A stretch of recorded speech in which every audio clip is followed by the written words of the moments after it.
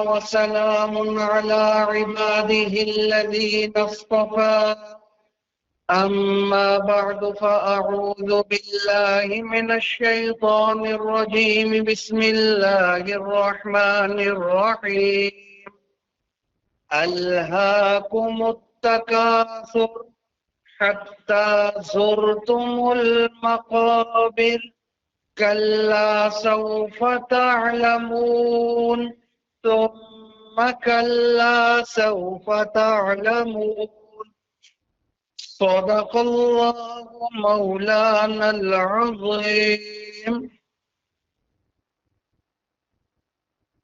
محترم حاضرین، سورہ تکاثر 30واں پارہ، اس کی میں نے آپ کے سامنے تلاوت کی.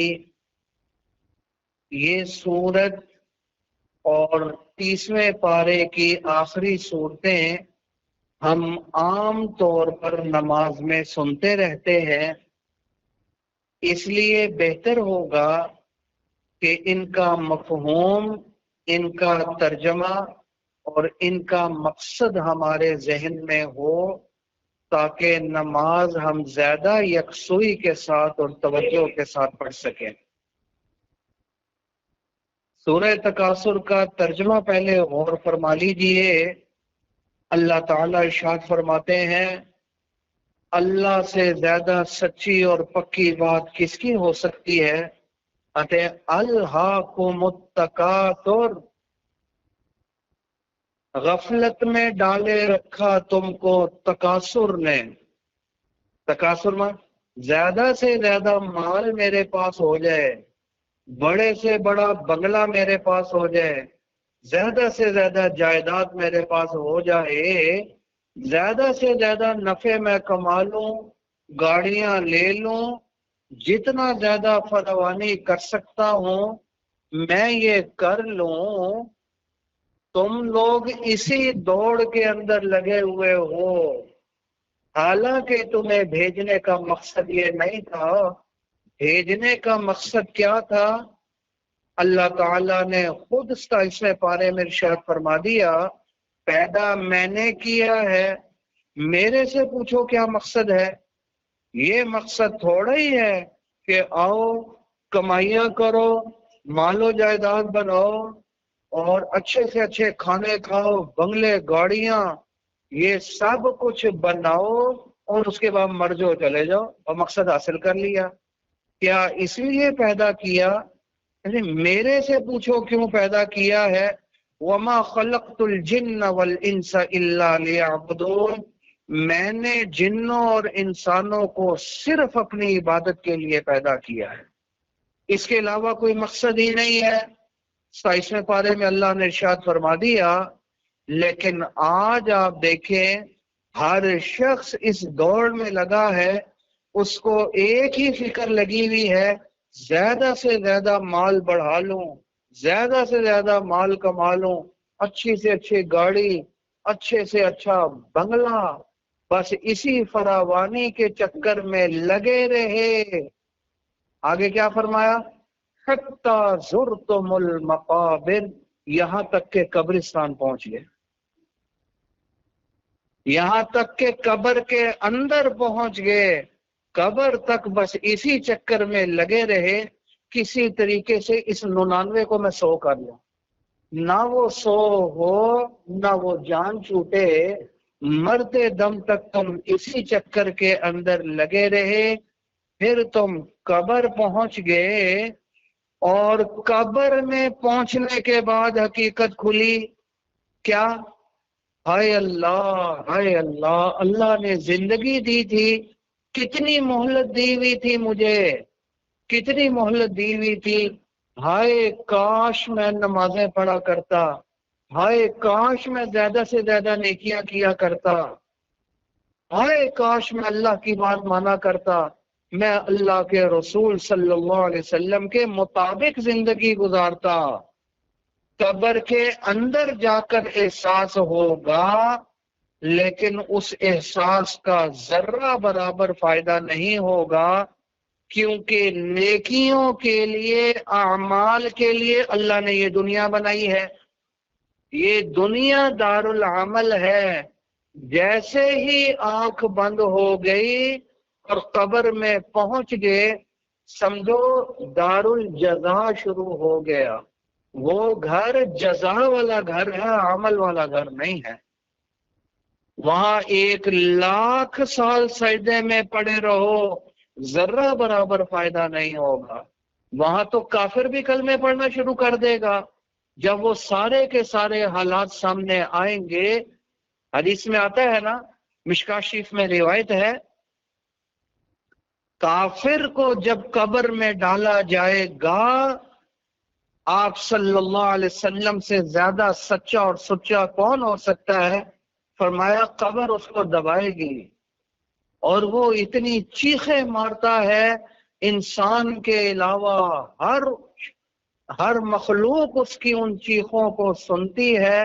آپ کبھی قبرستان جائیں، گاؤں وغیرہ دیہاتوں میں اس کا اتفاق ہوتا ہے، قبرستان سے گزرتے ہوئے گھوڑے نے چیخیں مارنا شروع کر دی، گدھے نے بھجکنا شروع کر دیا. بس اوقات ایسا بھی ہو جاتا ہے وہ چیخیں سن رہا ہوتا ہے.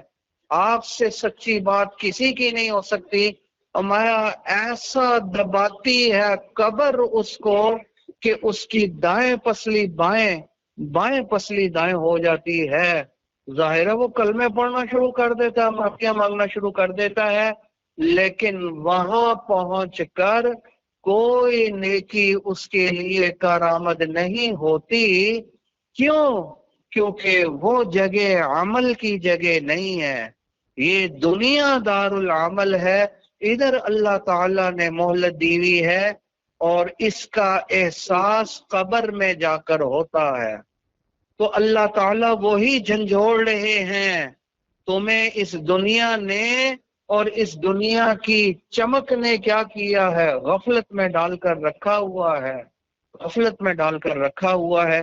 حضرت علی کرم اللہ وجہہ، کیا خوبصورت جملہ، قبرستان کے پاس سے اگر کوئی شخص گزرتا ہے تو گویا مردہ اس کو پکار پکار کر یہ کہتا ہے، خدا کا واسطہ ہے، خدا کا واسطہ ہے، تھوڑا ایصال ثواب تو کر دے، اور فاتحہ پڑھ کے ثواب ہی پہنچا دے، کم از کم ایک نیکی میرے تک پہنچ جائے.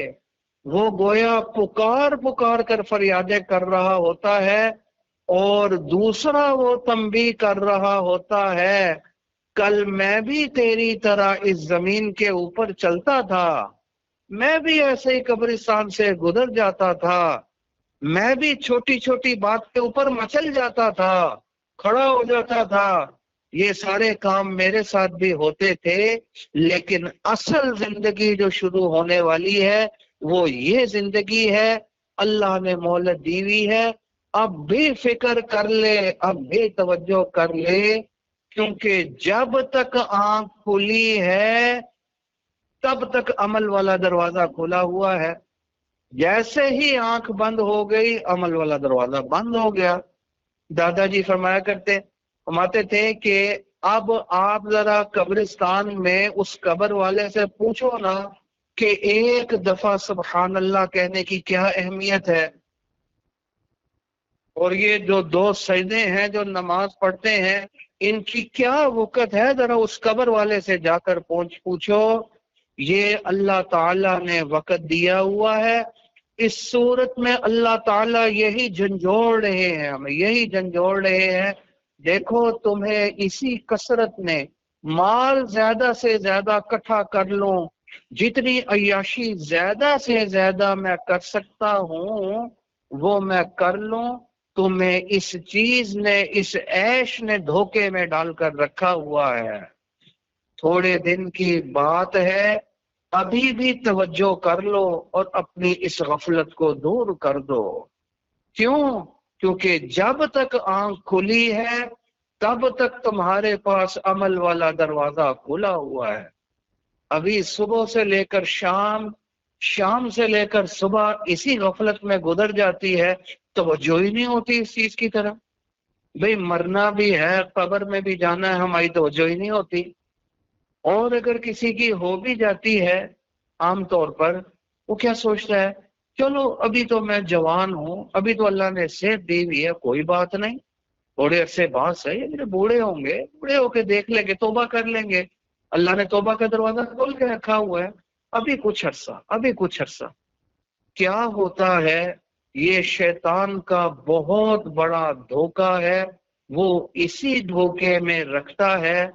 क्या तुम ऊपर से गारंटी लेकर आए हुए हो कि बुढ़ापे से पहले मरना नहीं है?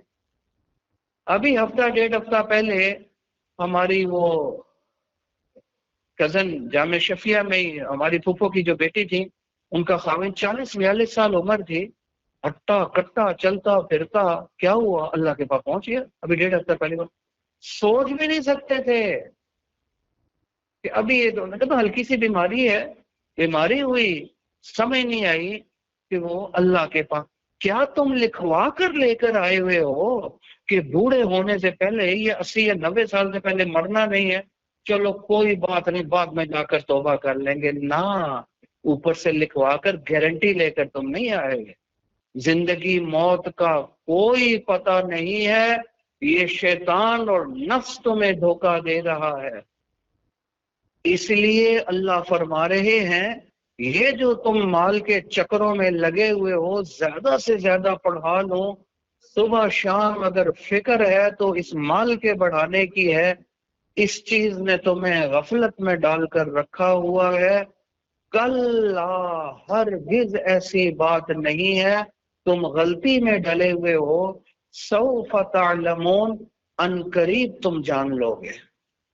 तब जैसे ही कब्र में उतरोगे, सारी हकीकतें तुम्हारे सामने खुल जाएंगी, एक एक चीज खुलकर तुम्हारे सामने आ जाएगी। अल्लाह फरमाते हैं फिर सुन लो, फिर सुम्मा कल्ला, सुम्मा माना फिर, दोबारा फरमाया कल्ला, हरगिज ऐसा नहीं है, जो तुमने मकसद बनाया हुआ है वो असल चीज नहीं है, हरगिज ये बात सही नहीं है। सौफ तअलमून, अनकरीब तुम जान लोगे। कब्र करीब ही है ना, अनकरीब तुम जान लोगे। कब्र में उतरते ही सारी हकीकत खुल जाएगी। फिर फरमाया तीसरी मर्तबा कल्ला, हरगिज ऐसी बात नहीं है, जो तुम कर रहे हो वो बात बिल्कुल ठीक नहीं, वो गफलत बिल्कुल ठीक नहीं है। कल्ला लौ तालमूना इल्मल यकीन, तुम जान लोगे ये यकीनी चीज का इल्म, मरने के बाद जो हालात तुम्हारे सामने आएंगे, अपनी आंखों से मामला देख लोगे, तो उस वक्त वो चीज जो तुम्हें आंखों से नजर आ रही होगी, फिर तो वो यकीनी हो जाएगी, तुम उस यकीनी चीज को यकीनन देख लोगे। समझे? अभी भी आप देख लें कि जो यकीनी चीज है, यकीनी चीज अल्लाह ताला ने इसलिए फरमा दिया कि मौत एक ऐसी अटल हकीकत है कि दुनिया में नबी का इनकार करने वाले मौजूद, अल्लाह का इनकार करने वाले मौजूद हैं, लेकिन मौत का इनकार करने वाला कोई भी नहीं। समझे? जब आदम अलैहिस्सलाम के दौर से लेकर आज तक देख लो, कोई बंदा ऐसा नहीं है जो हमेशा से रह रहा हो। तो जब वो चला गया, तुमने भी चले जाना है। कितना वक्त है? 10 साल, 15 साल, 20 साल, आज 25-30 साल के बाद खत्म। तुम भी वहीं पड़े होगे जहां ये पड़े हुए हैं, और क्या। प्राइमरी है नहीं, ये एक यकीनी चीज है जिसका काफिर भी इनकार नहीं करता। तुम जान लोगे इस यकीनी चीज को। अभी तो हुजूर सल्लल्लाहु अलैहि वसल्लम के फरमाने की वजह से हमें इल्म हुआ है, फिर मरने के बाद यही चीज हमें आंखों से भी नजर आ रही होगी। आगे अल्लाह फरमाते हैं लतरवुन्नल जहीम, जरूर भी जरूर तुम इस दहकती हुई आग को यानी जहन्नम को देखोगे। तुम काफिर हो या मोमिन हो, नेक हो या बुरे हो, तुम कैसे भी हो, تم ضرور بالضرور اس جہنم کو دیکھو گے۔ یہ نہیں ہو سکتا کہ کوئی شخص ہو قیامت والے روز اٹھے اور وہ جہنم کو نہ دیکھے، ایسا نہیں ہو سکتا، نیک ہو یا برے ہو، جہنم کو ضرور بالضرور مرنے کے بعد میدان محشر میں دیکھنا ہوگا۔ اسی کے بارے میں قرآن مجید میں دوسری آیت میں وضاحت آ رہی ہے، اِن مِّنکُمْ إِلَّا وَارِدُهَا كَانَ عَلَى رَبِّكَ حَتْمًا مَّقْضِيًّا، تم میں سے کوئی شخص ایسا نہیں ہے جو جہنم کے اوپر سے گزر کر نہ جائے۔ جنتی بھی جنت میں تب جائے گا جب وہ جہنم کے اوپر سے گزر کر جائے گا۔ آیت کان علی ربک حتما مقضیا، یہ تیرے رب کا یقینی فیصلہ ہے جو ہو چکا، یہ ہونا ہی ہونا ہے، نیک ہے یا برا ہے، جہنم کے اوپر سے گزرنا ہی گزرنا ہے۔ یہ وہ چیز ہے جو مشہور ہے، ہر بندے کو تقریباً پتہ ہے، پل صراط، یہی تو چیز ہے۔ وہ پل صراط کا جو پل ہے وہ جہنم کے اوپر ہے، ادھر سے ہر شخص کو گزرنا ہی گزرنا ہے، چاہے وہ مومن ہو، چاہے وہ کافر ہو، چاہے وہ نیک ہو، چاہے وہ بدکار ہو، فاسق ہو، اس کے اوپر سے گزرنا ہی گزرنا ہے۔ ہاں، جو کافر اور بدکار ہوگا وہ اس جہنم میں گرے گا بھی، خالی گزرے گا نہیں، وہ گرے گا بھی، اور جو مومن ہوگا وہ گزر جائے گا۔ حدیث میں اس کی وضاحت آتی ہے، آپ صلی اللہ علیہ وسلم نے ارشاد فرمایا کہ جو نیک لوگ ہوں گے، اللہ کے بڑے پیارے ہوں گے، وہ بجلی کی سی تیزی کے ساتھ یہاں سے گزر جائیں گے۔ خود قرآن مجید کی آیت بھی ہے، لا يسمعون حسیسها، وہ اس کی ہلکی سی آواز، ہلکی سی آہٹ بھی وہ اللہ کے پیارے محسوس نہیں کریں گے، جہنم کے اوپر تیزی سے گزر کر چلے جائیں گے۔ اور جو نیکی کے اعتبار سے کم کم ہوتے جائیں گے، اتنا اتنا زیادہ وقفہ انہیں اس پل صراط کے اوپر چلنا ہوگا۔ یہ چلنا ہی ہوگا، ہر شخص کو گزرنا ہوگا۔ کیوں؟ اس کی وجہ یہ ہے کہ جنتی کو جنت میں داخل ہونے سے پہلے گزارا جائے گا تاکہ اس کو احساس ہو، اگر آج میں بھی کفر کرتا، آج میں بھی بدکاری کرتا، میں بھی گندی زندگی گزارتا، حضور صلی اللہ علیہ وسلم کے شریعت کے احکام کے اوپر زندگی نہ گزارتا، آج میں بھی اسی جہنم میں جاتا۔ یہ ہے وہ جنت۔ پھر اس کے بعد جب جنت میں جائے گا، جہنم کو دیکھ کر پھر اس نعمت کا پتہ چلے گا اور اس کی قدر ہوگی، یہ کتنی بڑی نعمت ہے۔ وہ جہنم کو دیکھ کر آیا ہوگا، جس نے گرمی کو دیکھا ہے، سخت گرمی کو دیکھا ہے، اس کو اے سی کا احساس ہے، اس کو اس کی قدر ہے۔ جس کو گرمی کا، باہر اگر گرمی ہے تو اے سی قدر، مری میں جا کر اے سی لگا دو جہاں پہلے اتنی ٹھنڈ ہے، ان کو کیا پتا کہ اس کا کیا ہو، ان کو تو قدر نہیں ہوگی اس کی۔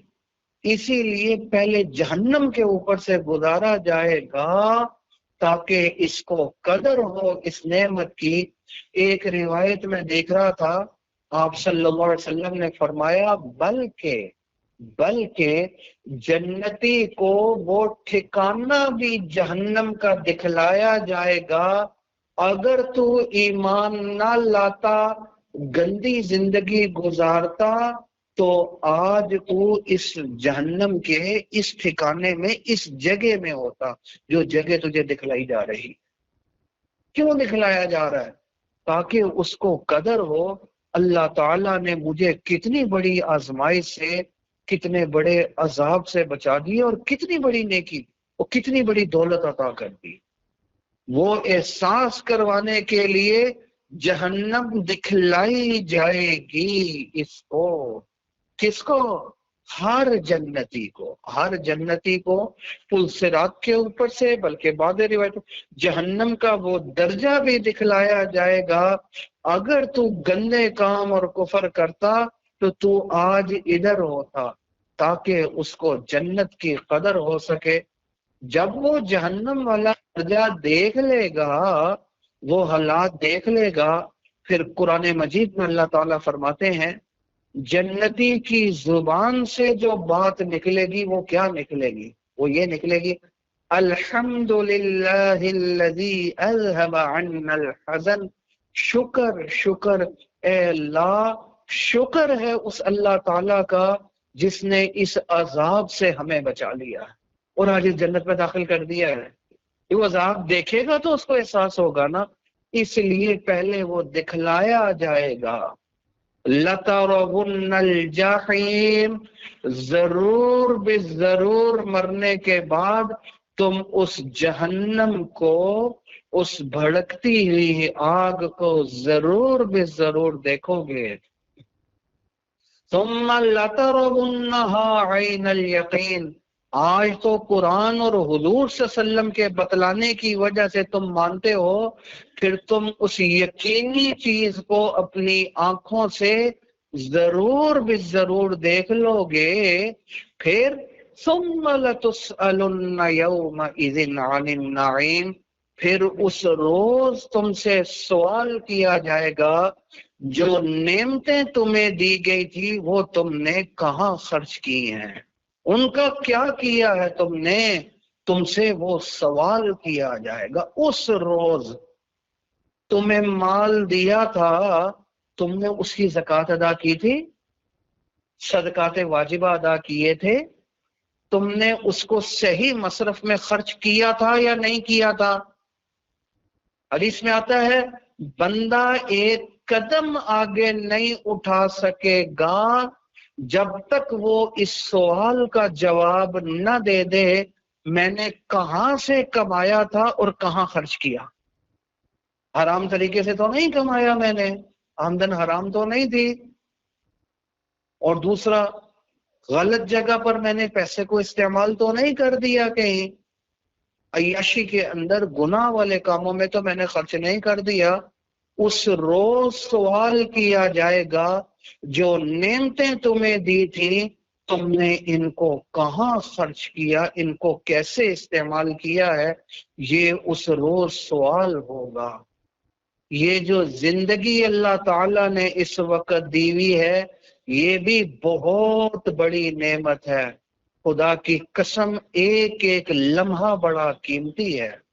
یہ صرف ایک لمحہ زندگی کا جس میں سچی سچی توبہ کر لی جائے، پیچھے 70 سال کی زندگی میں جو گناہ کیے ہیں وہ سب ختم، چاہے کتنا ہی بڑا گناہ کیوں نہ کر لیا۔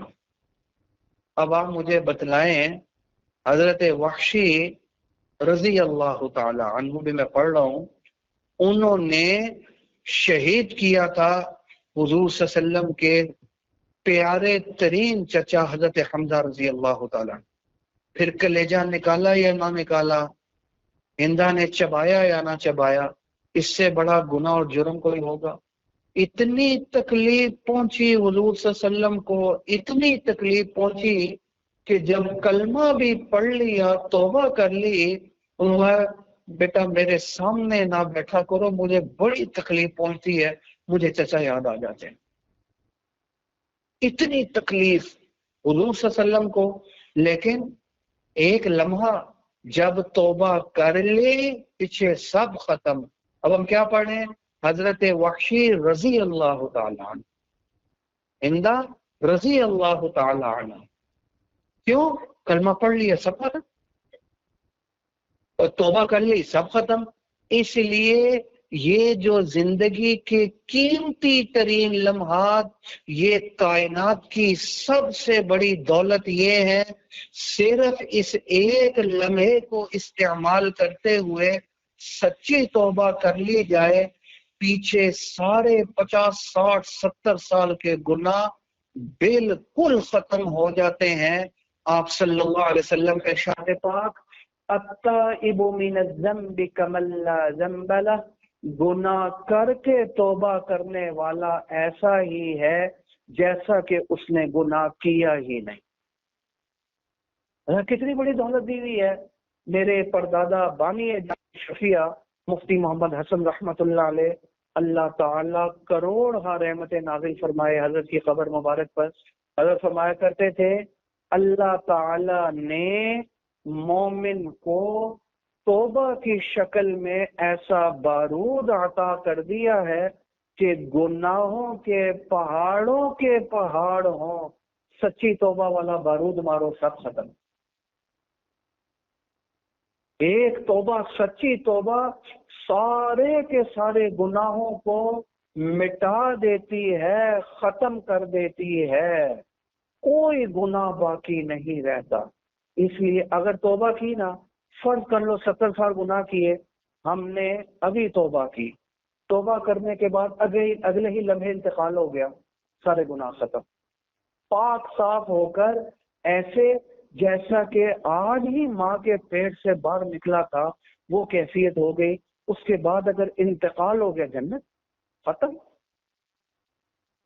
کیا تھا صحابی کا قصہ، احد کی لڑائی جب ہو رہی ہے، انہوں کے پاس آئے کہ جی میں تو مسلمان نہیں ہوں، تو اب میں جنگ میں شریک ہوں، پہلے جنگ میں شریک ہوں یا کلمہ پڑھوں نا؟ کلمہ پڑھ، پھر اسلم ثم قاتل، کلمہ پڑھا، توبہ کی، جہاد کیا، شہید ہو گیا۔